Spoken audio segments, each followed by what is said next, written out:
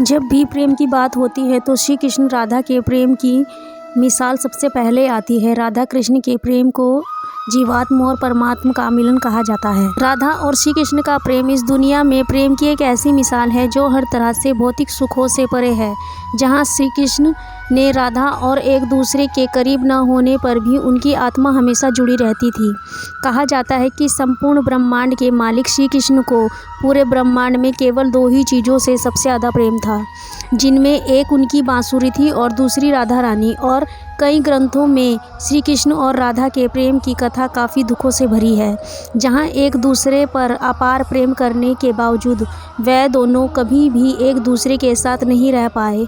और एक समय तो ऐसा भी आया जब श्री कृष्ण ने राधा रानी के वियोग में दुखी होकर पीड़ा में अपनी ही सबसे प्रिय बांसुरी तोड़ दी थी। आपको जानकर हैरानी होगी, कई ग्रंथों में लिखा गया है कि जन्म में कई साल तक राधा रानी कुछ भी नहीं देख सकती थी, क्योंकि जन्म से पहले ही राधा रानी ने यह तय कर लिया था कि पृथ्वी लोक पर उनके द्वारा सबसे पहले देखी जाने वाली चीज़ श्री कृष्ण का मुख ही होगा और तब तक वह पृथ्वी लोक पर कुछ भी नहीं देखेंगी।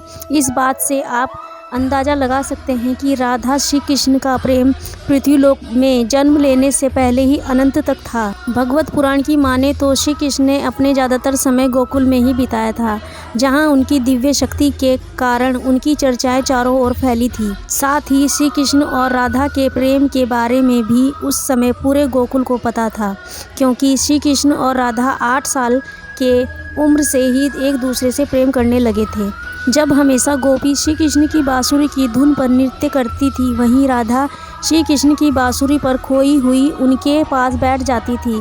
राधा और बांसुरी का जुड़ाव ऐसा था कि जब भी श्री कृष्ण बांसुरी बजाते थे, राधा को मानो ये पता चल जाता था कि श्री कृष्ण उन्हें बुला रहे हैं, जिसके बाद श्री कृष्ण और राधा घंटों यमुना की नदी के किनारे बांसुरी की धुन में मगन रहती थी। कई बार तो गोपियाँ भी इनके इस तरह के प्रेम को देखकर जलती थी।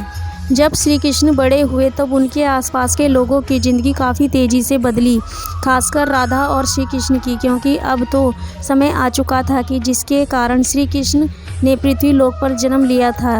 इसलिए अपने मामा कंस के बुलावे पर श्री कृष्ण वृंदावन छोड़ मथुरा जाना पड़ा। मथुरा जाने से पहले ही श्री कृष्ण ने आखिरी बार राधा जी से भेंट की थी और श्री कृष्ण और राधा इस समय काफ़ी उदास थे। राधा यह बात जानती थी कि श्री कृष्ण के मथुरा जाने के बाद श्री कृष्ण का वृंदावन वापस आना बहुत ही मुश्किल होगा, जिसके बाद राधा रानी शायद ही दोबारा श्री कृष्ण से मिल पाएँ। इसलिए काफ़ी समय तक इन दोनों के बीच खामोशी रही और अंत में राधा रानी ने श्री कृष्ण से 2 वचन लिए, जिसमें पहला वचन था कि राधा के दिल में हमेशा श्री कृष्ण का ही वास रहेगा, और दूसरा वचन राधा ने श्री कृष्ण से कहा कि मेरे अंत के समय में मुझे आप दर्शन देंगे। श्री कृष्ण राधा के दुखों को समझते थे और वह यह भी जानते थे कि राधा शायद उनके वियोग में सहन नहीं कर पाएगी। इसलिए श्री कृष्ण ने राधा को एक वचन लिया, मेरे जाने के बाद राधा तुम मेरे वियोग में कभी आंसू नहीं बहाओगी। जिसके बाद श्री कृष्ण अपने भाई बलराम के साथ मथुरा पहुंच जाते हैं और अपने कर्मों के अनुसार अपने मामा कंस का वध करके मथुरा में जेल में माता पिता देवकी और वासु को मुक्त कराते हैं। श्री कृष्ण द्वारा कंस का वध करने के बाद मथुरा की प्रजा बड़ी खुशियां मनाती हैं, पर कंस की मृत्यु का समाचार जब उनके ससुर मगधराज जरासंध को मिला तो वह आग बबूला हो गए। अपनी विशाल सेना लेकर वह विद्वासों पर आक्रमण करने चल पड़ा। श्री कृष्ण को जब यह पता चला कि जरासंध मथुरा पर आक्रमण करने जा रहा है तो उन्होंने अपने भाई बलराम के साथ सेना तैयार की और जरासंध को युद्ध में पूरी तरह से हरा दिया। लेकिन जब मथुरा पर काफ़ी आक्रमण होने लगे थे, इसलिए श्री कृष्ण यादवों की रक्षा के लिए समुद्र के किनारे एक राज्य का निर्माण कराया, जिसके चारों ओर बहुत बड़ी दीवार थी, जिसमें बहुत से दरवाजे थे और आगे इस राज्य को द्वारका का नाम दिया गया। श्री कृष्ण ने द्वारका पर करीब 36 साल तक शासन किया था, इसलिए श्री कृष्ण को द्वारकाधीश भी कहा जाता है। द्वारका में रहकर श्री कृष्ण ने रुक्मणी और सत्यभामा से विवाह किया था। श्री कृष्ण रुक्मणी से काफ़ी प्रेम करते थे। वैसे तो कुछ कथाओं में ये भी लिखा गया है कि खुद ब्रह्मा जी ने आकर बचपन में राधा रानी और श्री कृष्ण का विवाह करवाया था, लेकिन ज़्यादातर धर्म ग्रंथों में इसके बारे में कोई उल्लेख नहीं मिलता। पर ज़्यादातर धर्म ग्रंथों में देखने को मिलता है कि श्री कृष्ण के वियोग के बाद राधा रानी श्री कृष्ण की भक्ति में लग जाती हैं। जिसके बाद एक समय ऐसा भी आता है जब उनका विवाह यादव पुत्र अभिमन्यु से कर दिया जाता है और यादव पुत्र अभिमन्यु को श्राप मिला था कि वह कभी भी राधा रानी को छू नहीं सकता। अगर उसने ऐसा किया तो कोशिश भी की तो वह भस्म हो जाएगा। राधा रानी विवाहित जीवन में व्यस्त रहकर अपनी समस्त जिम्मेदारियां पूरी करती रहती हैं और अपनी सभी जिम्मेदारी से मुक्त होकर वह अपने प्रेम श्री कृष्ण से मिलने का फैसला किया। पुराणों में राधा रानी का मृत्यु का उल्लेख नारद पुराण में मिलता है, जहां लिखा गया है कि जब राधा रानी श्री कृष्ण से मिलने द्वारका पहुंची तो यहाँ दोनों काफ़ी समय तक साथ रहे, पर एक साथ महल में रहने के बावजूद श्री कृष्ण अपने कार्यों में काफ़ी व्यस्त रहते थे। जिसके अलावा श्री कृष्ण को यह भी डर था कि कहीं श्री कृष्ण और उनके प्रेम के कारण श्री कृष्ण की पत्नी रुक्मिणी और सत्यभामा को मिलने वाले श्री कृष्ण का प्रेम कहीं कम ना हो जाए। इसलिए राधा रानी ने श्री कृष्ण को बिना बताए द्वारका छोड़ दिया और वापस वृंदावन चली गई। लेकिन जब राधा रानी का अंतिम समय आ चुका था, जिसके बाद राधा रानी ने अपने अंतिम समय में श्री कृष्ण को अपनी वचन याद दिलाए कि वैसे ही श्री कृष्ण ने मथुरा जाते समय राधा रानी को उनके अंतिम समय के पास रहने का वचन दिया था। जैसे ही श्री कृष्ण को राधा रानी के अंतिम समय का आभास हुआ तो वह तुरंत ही राधा रानी के पास पहुंच जाते हैं।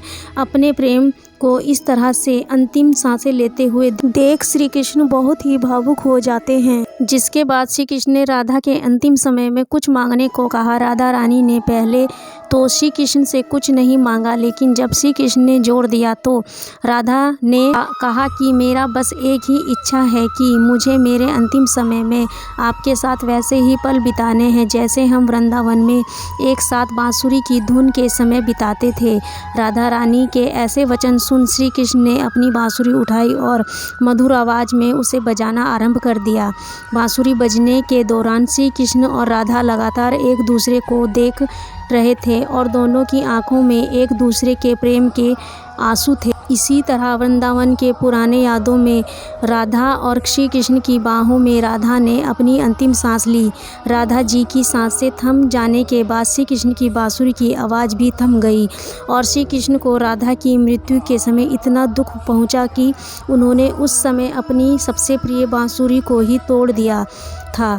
और इसी तरह से एक दिन श्री कृष्ण ने अपनी दो सबसे प्रिय चीज़ें खो दी, जिसके बाद पहला उनका प्रेम और दूसरा उनकी बांसुरी। राधा रानी की मृत्यु के बाद श्री कृष्ण भी ज़्यादा समय तक पृथ्वीलोक पर नहीं रहे और अपने अंतिम कार्य यानी महाभारत युद्ध समाप्त होने के बाद श्री कृष्ण ने भी पृथ्वीलोक छोड़ दिया था। राधा और श्री कृष्ण का प्रेम अमर है। राधा ने श्री कृष्ण से और श्री कृष्ण ने राधा से निस्वार्थ और आत्मिक प्रेम किया था। इसी प्रेम के कारण आज श्री कृष्ण के नाम के आगे राधा लगाया जाता है। राधे कृष्ण।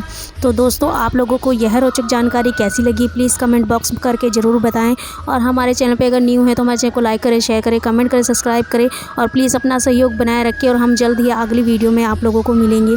और प्लीज़ कमेंट में जय राधे और जय श्री कृष्ण ज़रूर लिखें। सभी का दिल से धन्यवाद।